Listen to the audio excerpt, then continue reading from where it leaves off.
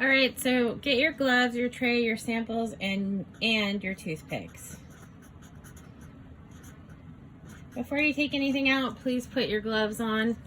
Your tray looks like this. It has A, B, and RH. If you want, you can go ahead and put an X in there. We're not doing the RH factor, that positive, negative.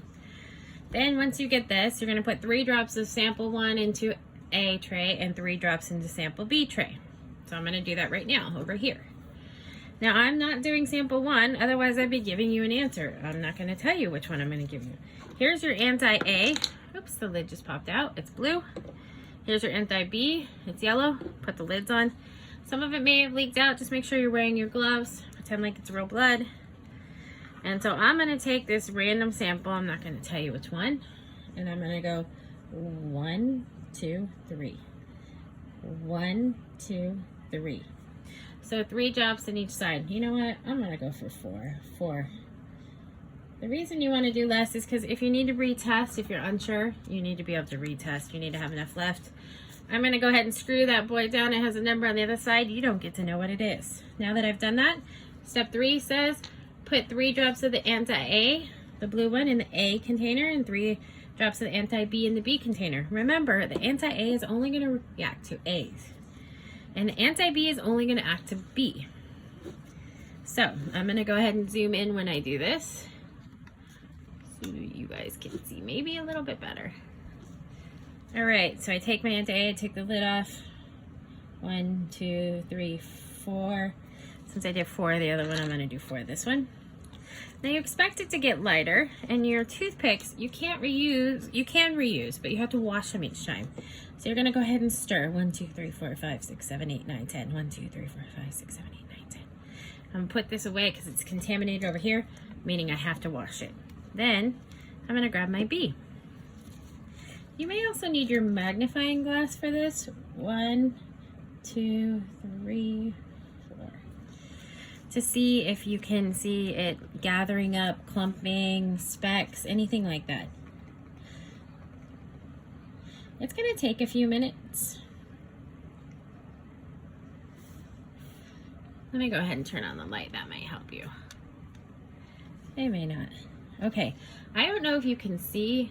Let me try and hold it at a little bit of an angle. This one's very cloudy. It's like a cloud storm. This one's still clear.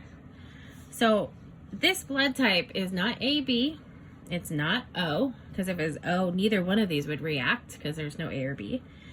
It's not A. It's B blood type. So whatever that sample was, I would label that as B blood type because of the cloudiness here that we see. Right here, we just see dilution, no cloudiness. Now, if they both get cloudy, this is used. I'm gonna put it over here. If they both get cloudy, that's AB.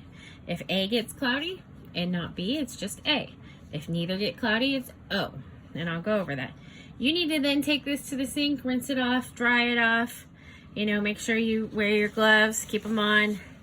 I'm just gonna dry it off with a paper towel right now. You do need to rinse it off. I'm not gonna use it again right now. But you want to make sure you don't leave any of the A or B blood back, because then you can contaminate the sample and you can have a false reading. All right, so you put 3 drops of the let me go ahead and zoom out. So that's the steps. Once you've done this, you repeat it, right? So then step 4. Look for cloudiness, large specks, like they kind of gather together, and then you'll be able to know. So if you have anti-A, the blue, and you put it into like this sample, and you see cloudy, then you know it's A. If you put anti-B in there and you see cloudy, you know it's B. If they both go cloudy, then we know it's AB. So A would be anti-A cloudy. No reaction to B, anti-B, the yellow one. B, anti-B cloudy or specks. No reaction to anti-A. That's B blood type. Okay, O, no reaction to either. And last but not least, of course, AB, reaction to both. So you might want to go ahead and make yourself a chart that looks like this somewhere so that you can remember. Here's the sample. So we have sample 1, 2, 3, 4. We have 4 different suspects' blood. And we have anti-A and anti-B. So then what you would do is the one I just did, which I don't know which one it is. It's not one. It was cloudy and anti-B, so I would write cloudy here. And here I'd write no reaction.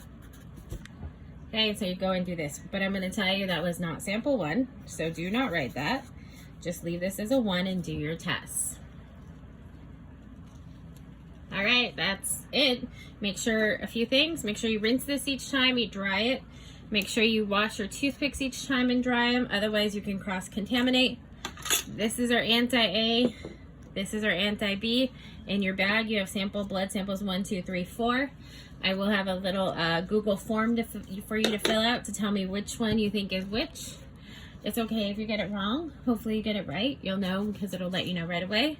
If you have any questions, email me. Make sure you wear your gloves. The proper way to take off gloves in the end is to pull here so you don't touch that inside and pull it off. See, now I have this in. I haven't touched it. And then you stick your finger underneath here and you wrap it around it. Now look, I've only touched the inside of my gloves and I can throw them away. Now, if you want other people to do it, you know what? You can go wash the gloves when you're done with soap and water and pull them off gently and reuse them. Make sure you wear gloves when you do this assignment. All right, that's it. Enjoy your blood typing and tell me which one's the criminal based on the Google form.